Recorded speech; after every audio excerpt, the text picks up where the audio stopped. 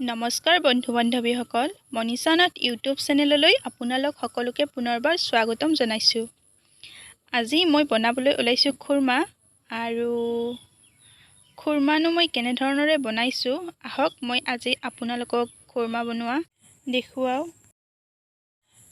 খুৰমা বনাবলৈ মই পোনপ্ৰথমতে লৈ লৈছোঁ 1 কাপ ময়দা আৰু লগতে লৈ লৈছোঁ আধা কাপ আটা আৰু এচামুচৰ 4 ভাগৰ এভাগ লৈ লৈছোঁ মই এয়া বেকিং সোডা আৰু এয়া লৈ লৈছোঁ মই ৰিফাইন অইল। ৰিফাইন মই 3-4 চামুচমান লৈ লৈছোঁ। এতিয়া মই এইখিনি ভালদৰে মিক্স কৰি ল'ম। এতিয়া মোৰ ৰিফাইন অকণমান কম হোৱা যেন পাই মই আৰু অলপমান ৰিফাইন অইল লৈ ভালদৰে মাৰি ল'লোঁ।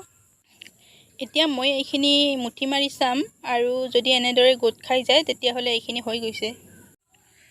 এতিয়া মই অলপকৈ পানী লৈ কিনে আটাখিনি ভালদৰে মাৰি ল'ম আৰু এয়া 5 মিনিটমান মাৰাৰ পিছত মোৰ হৈ গৈছে। এতিয়া মই এই আটাখিনিৰ ওপৰত অকণমান ৰিফাইন অইল লগাই কিনে এয়া মই আধা ঘণ্টাৰ কাৰণে ঢাকি ৰাখি থৈ দিম। এয়া মোৰ আটাখিনি থৈ দিয়া আধা ঘণ্টা হৈ গ'ল। এতিয়া মই এইখিনি ভালদৰে বেলি ল'ম। এতিয়া মই পিৰাখনত আৰু লাৰুটোত এনেধৰণেৰে ৰিফাইন অইল লগাই লৈ কেনে মই এইটো বেলি লৈছোঁ। ৰুটিখন মই বেছি পাতল কৰা নাই, এয়া এনেধৰণৰ কৰি লৈছোঁ। এতিয়া মই ৰুটিখন এনেদৰে চুৰি এখনৰ সহায়েৰে ভাল ধৰণেৰে কাটি লৈছোঁ। মই খুৰমাকেইটা 4-কোণীয়াকৈ কাটি লৈছোঁ, এনেদৰে এইখিনিমানকৈ। আৰু আপোনালোকে ইচ্ছা কৰিলে নিজৰ পচন্দ অনুসৰি খুৰমাকেইটা শ্বেপ দিব পাৰে। এয়া চাওক এইখিনিমান ডাঠ হৈছে আৰু যেতিয়া আমি ফ্ৰাই কৰিম তেতিয়া আৰু অকণমান ফুলি যাব। এনেদৰেও কাটিব পাৰে, মুঠতে যেনেদৰে আপোনালোকৰ সুবিধা হয় তেনেদৰে কাটিলে হ'ল। এয়া চাওক মোৰ গোটেইখিনি কাটা হৈ গৈছে। কিমান হৈছে চাওকচোন। এয়া এতিয়া মই এটা কেৰাহী গৰম হ'বলৈ দিছোঁ আৰু তাত দি দিছোঁ মই ৰিফাইণ্ড অইল।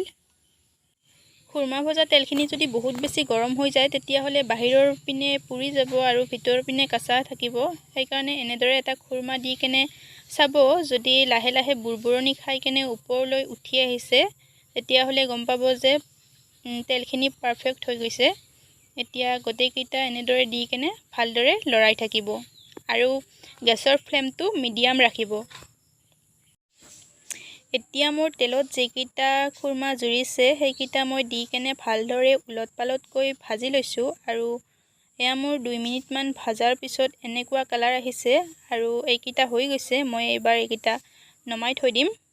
এনেদৰে মোৰ গোটেইখিনি খুৰমা ভজাতে কমেও 4বাৰমান ভাজিলোঁ, তাৰপিছত এয়া হৈ গৈছে মোৰ ভজা। এতিয়া মই কেৰাহীটো গৰম হ'বলৈ দি এয়া মই 1.5 কাপ চেনি লৈ ল'লোঁ আৰু আমাৰ চাহ খোৱা কাপেৰে হ'লে এয়া 1/2 কাপ হয়, 2 কাপ আৰু আধা। এতিয়া মই অকণমান পানী লৈছোঁ আৰু পানীখিনি চেনিত দি কেনে মই এইখিনি ভালদৰে লৰাই থাকিম।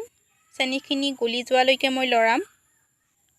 এয়া চাওক মোৰ চুগাৰ চিৰাপখিনি হৈছে আৰু এতিয়া মই এইখিনি এবাৰ চাই ল'ম।